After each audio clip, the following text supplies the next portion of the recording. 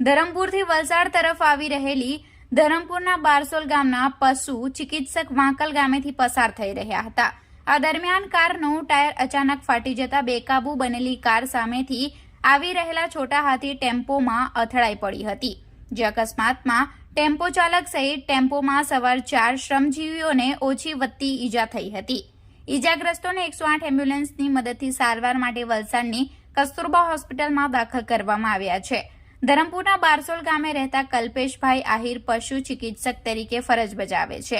આજરોજ સવારે 11 વાગ્યે તેઓ કાર નંબર GJ15CL 9483 લઈને વલસાડ તરફ આવવા માટે નીકળ્યા હતા।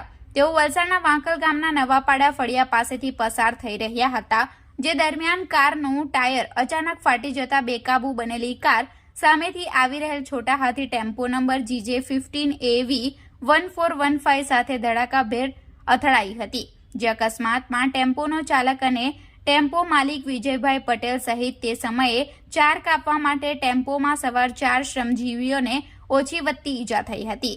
અકસ્માતને પગલે સ્થાનિક રહીશો ઘટના સ્થળે દોડી આવ્યા હતા।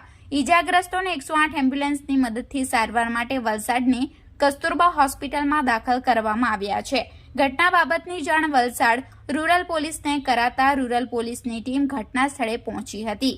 ઘટના બાબતે હાલ કોઈ સત્તાવાર ફરિયાદ નોંધાઈ નહીં હોવાનું રૂરલ પોલીસના સૂત્રોએ જણાવ્યું છે।